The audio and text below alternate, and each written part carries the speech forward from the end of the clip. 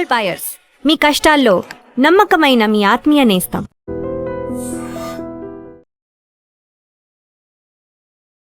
I dream ప్రేక్షకులు నమస్కారం. నేను మీ అనలిస్టు మందడి కృష్ణారెడ్డిని మాట్లాడుతున్నాను. ట్రంప్ రెండోసారి అమెరికా ప్రెసిడెంట్గా వచ్చిన తర్వాత వలసవాదుల మీద అతను తీసుకున్న నిర్ణయాలు, అమెరికా నుంచి ఎలాగైనా బయటికి పంపించాలి ఇతర దేశాల నుంచి వచ్చిన వాళ్ళని అనేటువంటి ఏకైక లక్ష్యంతో అతను చేస్తున్నటువంటి పనులు చూసిన తర్వాత యూరోప్ దేశాల మీద కూడా దాని ప్రభావం పడింది. ముఖ్యంగా లండన్లో యూకే పరిస్థితి ఏమిటంటే అక్కడున్నటువంటి భారతీయుల మీద ముఖ్యంగా అటాక్స్ జరగడం బాగా పెరిగిపోయింది. రేసిజం బాగా విపరీతంగా చెప్తూ జాతి వివక్షతను పాటించేటువంటి పరిస్థితులు ఏర్పడ్డాయి. గత ఒక్క సంవత్సరం లోపల 84,000 మంది భారతీయులు తిరిగి వెనక్కి వచ్చారు అని చెప్పి ఆశ్చర్యపడాల్సిన అవసరం లేదు. మరి ఇంత పెద్ద ఎత్తున ఎందుకు వస్తున్నారు యూకే నుంచి అంటే, ఒకటి అక్కడ ఉద్యోగ అవకాశాలు చాలా తగ్గిపోయినాయి. ఆర్థిక మాంద్యంతో కొట్టుమిట్టాడుతున్న పరిస్థితులు కూడా ఉన్నాయి. అక్కడ ఆర్థిక పరిస్థితులు కూడా అంత గొప్పగా లేవు. కాబట్టి ఒకవైపున ఉద్యోగ అవకాశాలు బాగా కోల్పోవడం, రెండో జీతాలు కూడా చాలా తగ్గిపోవడం, మూడోది స్టూడెంట్స్ అక్కడికి ఎవరైతే వెళ్ళారో వాళ్ళు పార్ట్ టైం జాబులు చేసుకోవడానికి ఇంతకుమున్న అవకాశాలు ఇప్పుడు లేకపోవడం, తద్వారా ఇంటి నుంచే డబ్బు తెచ్చి కట్టుకోవాల్సిన పరిస్థితులు ఏర్పడటం, ప్రమోషన్స్ కరువైపోవడం, జాతి వివక్షత చూపించడం వల్ల ఎదురుగానే పబ్లిక్గానే ఇండియన్స్ని తిట్టడం, ఇండియన్ కమ్యూనిటీ మీద ఒక రకమైనటువంటి ద్వేషభావాన్ని వెలుబుచ్చటం, ఇంకోటి భద్రత లేకపోవడం. ఇండియన్ కమ్యూనిటీ ఎక్కడైనా కనబడితే వాళ్ళు కిడ్నాప్ చేయడం, వాళ్ళ దగ్గర ఉన్నటువంటి డబ్బుని, వాళ్ళ దగ్గర ఉన్న విలువైన వస్తువుల్ని దోచుకోవడానికి ప్రయత్నం చేయడం, ఇవన్నీ పెరిగిపోవడం జరిగింది. ఇలాంటి అనేక రకాల కారణాల వల్ల లండన్కి వెళ్ళినటువంటి వాళ్ళు భారతీయులు ముఖ్యంగా వెనక్కు రావడమే మేలు ఆ దేశంలో ఉండడానికన్నా అని వల్లనే 84,000 మంది ఒక్క సంవత్సరంలో వెనక్కి తిరిగి రావడం జరిగింది. అంటే వాళ్ళు పూర్తి చేసుకోకుండానే చాలామంది అక్కడ ఎడ్యుకేషన్ పూర్తి కాకుండా కూడా వచ్చిన వాళ్ళు ఉన్నారు. ముఖ్యంగా స్టూడెంట్స్ కమ్యూనిటీ ఒక 50,000 దాకా స్టూడెంట్ కమ్యూనిటీ వెనక్కి వచ్చేసింది. లండన్లో చదువుకోవడం వల్ల పెద్ద ప్రయోజనం లేదు. ముఖ్యంగా ఇంటి దగ్గర నుంచి డబ్బులు తెప్పించుకొని చదువుకునే అవకాశాలు మాకు లేవు. మేము ఫస్ట్ టైం వెళ్ళడానికి ఏదో డబ్బు సంపాదించుకొని ఏదో రకంగా అప్పో సప్పో చేసుకొని మేము వెళ్తాం.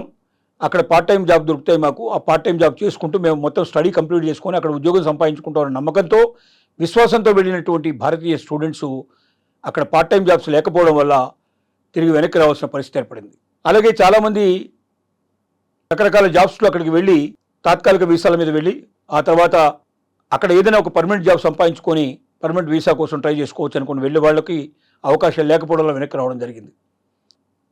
ముఖ్యంగా లండన్లో ఉన్నటువంటి బ్రిటిష్ వాళ్ళకి భారతీయులు మా ఉద్యోగాలను కొల్లగొడుతున్నారు, భారతీయులు మా దేశాన్ని ఎక్కడ పడితే అక్కడ ఆక్యుపై చేసుకుంటున్నారు, ఇక్కడున్న వ్యాపారాలు కానీ ఇక్కడున్న ఉద్యోగాలు కానీ ప్రతి ఒక్కటి వాళ్ళే తీసుకెళ్ళడానికి ప్రయత్నం చేస్తున్నారు, మాకు అవకాశాలు తగ్గిపోతున్నాయి, మేము ఆర్థికంగా ఇబ్బందులు కొని తెచ్చుకుంటున్నాము, కాబట్టి భారతీయుల్ని మనం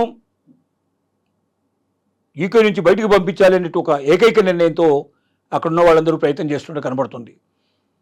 దానికి తోడు మన భారతీయులు అక్కడ కమ్యూనిటీలుగా ఏర్పడడం, దేవాలయాలు కట్టుకోవడం, భజనలు చేయడం, ఐకమత్యం ప్రదర్శించడం, ఎవరైనా ఒక భారతీయుని ఎవరైనా అనడానికి ప్రయత్నం చేసినప్పుడు 100 మంది కలిసి ఏకంగా వాళ్ళని ఎదిరించడం, ఇలాంటివన్నీ కూడా జరుగుతున్నాయి. ఇది కూడా వాళ్ళ కోపం తెప్పించడానికి ఒక రకమైన కారణాలు అవుతున్నాయి. ఏది ఏమైనప్పటికీ రోజు రోజుకి లండన్లో కానీ మరి యూకేలో కానీ భారతీయులు అక్కడ కంటిన్యూ అవ్వడం, వాళ్ళు ఉద్యోగ ఉపాధి అవకాశాలు వెతుక్కోవడం, అక్కడ స్థిరపడిపోవడం అనేది భవిష్యత్తులో ముఖ్యమయ్యే పరిస్థితి ఏర్పడుతుంది. కాబట్టి ఆ దేశం తీసుకున్న నిర్ణయాలు కానీ అలాగే అక్కడ ఉన్నటువంటి కంపెనీలు తీసుకున్న నిర్ణయాలను బట్టి బ్రిటిష్ వాళ్ళు భారతీయులను హేట్ చేసేటువంటి పరిస్థితి కనబడుతుంది. కాబట్టి రోజు రోజుకి అక్కడ నుంచి వెనక్కి వచ్చే వాళ్ళ సంఖ్య పెరుగుతోంది. ఇంకా భవిష్యత్తు లోపల యూకే వైపు ఎక్కువ మంది చూడకపోవచ్చు. ఇటు అమెరికా, యూకే వదిలిపెట్టి జర్మనీ లాంటి దేశాలు, నెదర్లాండ్స్ లాంటి దేశాలు, మిగిలిన దేశాల్లో ఎక్కడైతే అవకాశాలు ఉన్నాయో అక్కడ వెతుక్కోవడానికి ప్రయత్నం చేస్తూ ఉన్నారు.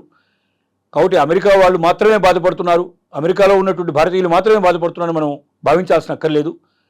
ఇటు మరి యునైటెడ్ కింగ్డమ్లో ఉన్న వాళ్ళు కూడా పరిస్థితి అలాగే ఉంది.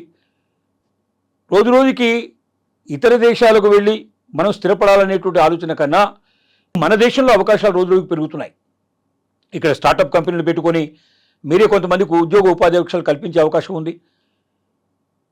ప్రపంచంలో పేరు పోసిన ప్రతి కంపెనీ ఇవాళ ఇండియాకు వచ్చేది, ఇంకా రాబోతుంది కూడా. గూగుల్ లాంటి కంపెనీ అమెరికాలో కాకుండా ఇతర దేశాల్లో $15 బిలియన్ ఇన్వెస్ట్మెంట్ చేసి డేటా సెంటర్ని నెలకొల్పే ప్రయత్నం వైజాగ్లో జరుగుతోంది. అలాగే అన్ని పేరు మోసిన కంపెనీలు ఇండియా లోపల వాళ్ళ ఆఫీసుల్ని ఎస్టాబ్లిష్ చేసుకోవడం, ఇక్కడ భారతీయుల్ని ఎంప్లాయీస్గా తీసుకొని ఇక్కడి నుంచి వాళ్ళు అవుట్సోర్సింగ్ విధానం ద్వారా అమెరికాకు కూడా సేవలు అందించేందుకు ప్రయత్నం చేస్తున్నాయి. కాబట్టి వేరే దేశానికి ఎక్కడికో వెళ్ళి అక్కడ సెకండ్ గ్రేడ్ పౌరులుగా బతికి అక్కడ వాళ్ళు అసహించుకుంటున్నా కూడా అక్కడే ఉండిపోవాలని కోరుకోవడం కన్నా మరి భారతదేశపు తలుపులు బార్లా తెరిచే ఉన్నాయి.